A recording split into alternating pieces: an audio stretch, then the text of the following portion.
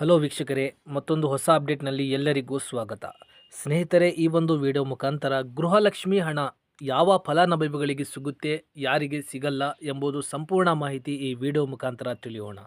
ಸ್ನೇಹಿತರೆ, ಇದೇ ತರಹದ ಹೊಸ ಅಪ್ಡೇಟ್ಸ್ಗಳನ್ನು ಪಡೆಯಲು ನಮ್ಮ ಚಾನಲನ್ನು ಸಬ್ಸ್ಕ್ರೈಬ್ ಮಾಡಿ. ಸ್ನೇಹಿತರೆ, ಗೌರ್ನಮೆಂಟ್ ಫೈಟ್ ವಿತ್ ಕಾಂಗ್ರೆಸ್ ಗ್ಯಾರಂಟಿಯೊಂದಿಗೆ ಸರ್ಕಾರದ ಹೋರಾಟ. ಆಪರೇಷನ್ BPL ಕಾರ್ಡ್ ಶುರುವಾಗಲಿದೆ. ಸ್ನೇಹಿತರೆ, ಆಪರೇಷನ್ BPL ಕಾರ್ಡ್ ಎಂದರೇನು? ಅನರ್ಹ BPL ಕಾರ್ಡಿಗೆ ರದ್ದು ಮಾಡಿ ಅರ್ಹ BPL ಕಾರ್ಡ್ನವ್ರಿಗೆ ಮಾತ್ರ ಕೊಡ್ತಾರಾ, APLನವರಿಗೂ ಕೊಡ್ತಾರಾ? ಇದರ ಬಗ್ಗೆ ಸಂಪೂರ್ಣವಾಗಿ ಮಾಹಿತಿ ತಿಳಿಯೋಣ. ಸ್ನೇಹಿತರೆ, ಕಾಂಗ್ರೆಸ್ ಗ್ಯಾರಂಟಿಯೊಂದಿಗೆ ಸರ್ಕಾರದ ಹೋರಾಟ. ಆಪರೇಷನ್ BPL ಕಾರ್ಡ್ ಶುರುವಾಗಲಿದೆ. ಕರ್ನಾಟಕ ಸರ್ಕಾರವು ಪ್ರಸ್ತುತ ಕಾಂಗ್ರೆಸ್ ಖಾತರಿ ಯೋಜನೆಗಳನ್ನು ಉಳಿಸಿಕೊಳ್ಳುವ ಸವಾಲುಗಳನ್ನು ಎದುರಿಸುತ್ತಿದೆ. ಇದು ಆಡಳಿತ ಪಕ್ಷ ಮತ್ತು ವಿರೋಧ ಪಕ್ಷಗಳ ನಡುವೆ ಗಮನಾರ್ಹ ಚರ್ಚೆ ಮತ್ತು ಕಳವಳವನ್ನು ಹುಟ್ಟುಹಾಕಿದೆ. ಈ ಖಾತರಿಗಳ ನಿರಂತರತೆಯ ಬಗ್ಗೆ ವಿರೋಧ ಪಕ್ಷವು ಅನುಮಾನಗಳನ್ನು ಹುಟ್ಟುಹಾಕಿದೆ. ಇದು ಸಾರ್ವಜನಿಕರಲ್ಲಿ ಗೊಂದಲಕ್ಕೆ ಕಾರಣವಾಗಿದೆ. ಕೆಲವು ಸಚಿವರು ತಮ್ಮ ಅಭಿಪ್ರಾಯಗಳನ್ನು ವ್ಯಕ್ತಪಡಿಸಿದ್ದಾರೆ. ಈ ಖಾತರಿಗಳ ಮಾನದಂಡಗಳು ಪರಿಷ್ಕರಿಸುವ ಅಗತ್ಯವಿರಬಹುದು ಎಂದು ಸೂಚಿಸಿದ್ದಾರೆ. ಈ ಸವಾಲುಗಳ ಬೆಳಕಿನಲ್ಲಿ ಬಡತನ ರೇಖೆಗಿಂತ ಕೆಳಗಿರುವ BPL ಕಾರ್ಡ್ ಯೋಜನೆಯ ಅನರ್ಹ ಫಲಾನುಭವಿಗಳನ್ನು ಗುರಿಯಾಗಿಸುವ ಮೂಲಕ ಈ ಖಾತರಿಗಳಿಗೆ ಸಂಬಂಧಿಸಿದ ಆರ್ಥಿಕ ಹೊರೆಯನ್ನು ಕಡಿಮೆ ಮಾಡಲು ಸರ್ಕಾರವು ಯೋಜನೆಯನ್ನು ರೂಪಿಸಿದೆ. ಕಟ್ಟುನಿಟ್ಟಾದ ಅರ್ಹತಾ ಮಾನದಂಡಗಳನ್ನು ಜಾರಿಗೊಳಿಸುವ ಮೂಲಕ ಅಂದಾಜು 25,000 ಕೋಟಿ ಉಳಿತಾಯ ಮಾಡುವ ಗುರಿಯೊಂದಿಗೆ ಅಕ್ಟೋಬರ್ ವೇಳೆಗೆ ಆಪರೇಷನ್ BPL ಕಾರ್ಡ್ ಆರಂಭಿಸಲು ಮುಖ್ಯಮಂತ್ರಿ ಸಿದ್ದರಾಮಯ್ಯ ಹಸಿರು ನಿಶಾನೆ ತೋರಿಸಿದ್ದಾರೆ. BPL ಕಾರ್ಡ್ ಪರಿಶೀಲನೆ ಮತ್ತು ಅನರ್ಹ ಫಲಾನುಭವಿಗಳನ್ನು ತೆಗೆದುಹಾಕುವುದು. ಆಪರೇಷನ್ BPL ಕಾರ್ಡ್ನ ಪ್ರಾಥಮಿಕ ಗುರಿಯು ಪ್ರಸ್ತುತ BPL ಕಾರ್ಡ್ಗಳನ್ನು ಹೊಂದಿರುವ ಅನರ್ಹ ಫಲಾನುಭವಿಗಳನ್ನು ಪರಿಶೀಲಿಸುವುದು ಮತ್ತು ಹೊರಹಾಕುವುದಾಗಿದೆ. ರಾಜ್ಯದಲ್ಲಿ 14 ಲಕ್ಷಕ್ಕೂ ಹೆಚ್ಚು ಅಕ್ರಮ BPL ಕಾರ್ಡ್ಗಳಿವೆ ಎಂದು ಸರ್ಕಾರ ಅಂದಾಜಿಸಿದೆ. ಪರಿಶೀಲನೆ ಪ್ರಕ್ರಿಯೆಯಲ್ಲಿ ಅಕ್ರಮ ಪತ್ತೆಯಾದರೆ ಮೊದಲ ನಿರ್ದೇಶನದಲ್ಲಿ ಸಂಬಂಧಪಟ್ಟ ಕಾರ್ಡನ್ನು 6 ತಿಂಗಳವರೆಗೆ ಅಮಾನತುಗೊಳಿಸಲಾಗುತ್ತದೆ. ಸಂಪೂರ್ಣ ಪರಿಶೀಲನೆ ಪ್ರಕ್ರಿಯೆಯನ್ನು ಖಚಿತಪಡಿಸಿಕೊಳ್ಳಲು ಆಹಾರ ಮತ್ತು ನಾಗರಿಕ ಸರಬರಾಜು ಇಲಾಖೆಯು 4 ಇತರ ಸರ್ಕಾರಿ ಇಲಾಖೆಗಳೊಂದಿಗೆ ಸಹಕರಿಸುತ್ತದೆ. ಸಾರಿಗೆ ಇಲಾಖೆ, ಕಂದಾಯ ಇಲಾಖೆ, ಆದಾಯ ತೆರಿಗೆ ಇಲಾಖೆ, ಆಹಾರ ಇಲಾಖೆ.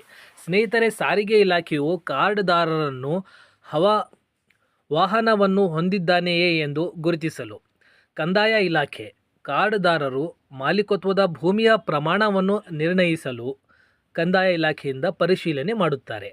ಅದೇ ರೀತಿ ಆದಾಯ ತೆರಿಗೆ ಇಲಾಖೆಯಿಂದ ಕಾರ್ಡ್ದಾರರು ತೆರಿಗೆದಾರರೇ ಎಂಬುದನ್ನು ಪರಿಶೀಲಿಸಲು ನೋಡುತ್ತಾರೆ. ಅದೇ ರೀತಿ ಆಹಾರ ಇಲಾಖೆಯಿಂದ ಒಟ್ಟಾರೆ ಪರಿಶೀಲನೆ ಪ್ರಕ್ರಿಯೆಯಲ್ಲಿ ಸಹಾಯ ಮಾಡಲು ಈ 4 ಸಹಕರಿಸುತ್ತದೆ. ಈ 4 ಇಲಾಖೆಗಳೊಂದು BPL ಅರ್ಹ ಮತ್ತು ಅನರ್ಹ ರೇಷನ್ ಕಾರ್ಡ್ಗಳನ್ನು ಪರಿಶೀಲಿಸಲು ಸಹಕರಿಸುತ್ತದೆ.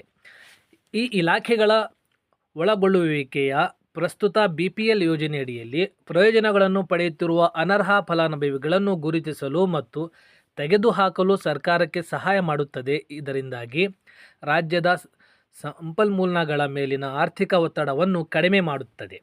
BPL ಕಾರ್ಡ್ಗಳ ರದ್ದತಿಗೆ ಮಾನದಂಡ.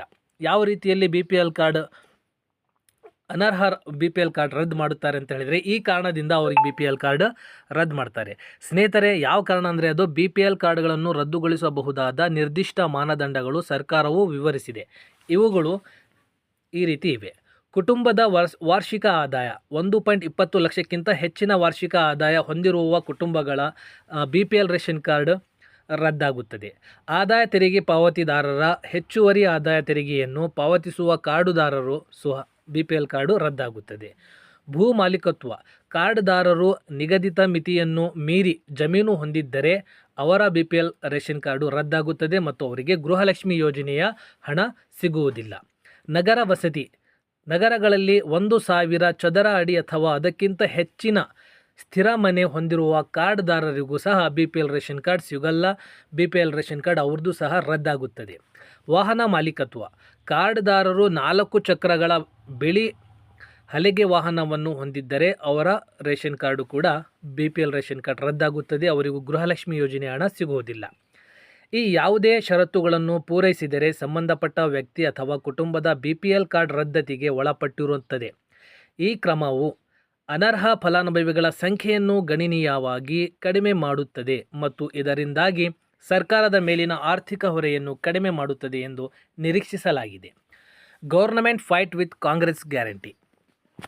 ಆಪರೇಷನ್ BPL ಕಾರ್ಡನ್ನು ಪ್ರಾರಂಭಿಸುವ ಕರ್ನಾಟಕ ಸರ್ಕಾರದ ನಿರ್ಧಾರವು ಕಾಂಗ್ರೆಸ್ ಖಾತರಿ ಯೋಜನೆಗಳಿಂದ ಎದುರಾಗುವ ಆರ್ಥಿಕ ಸವಾಲುಗಳನ್ನು ಪರಿಹರಿಸುವ ಗುರಿಯನ್ನು ಹೊಂದಿರುವ ಕಾರ್ಯತಂತ್ರದ ಕ್ರಮವಾಗಿದೆ.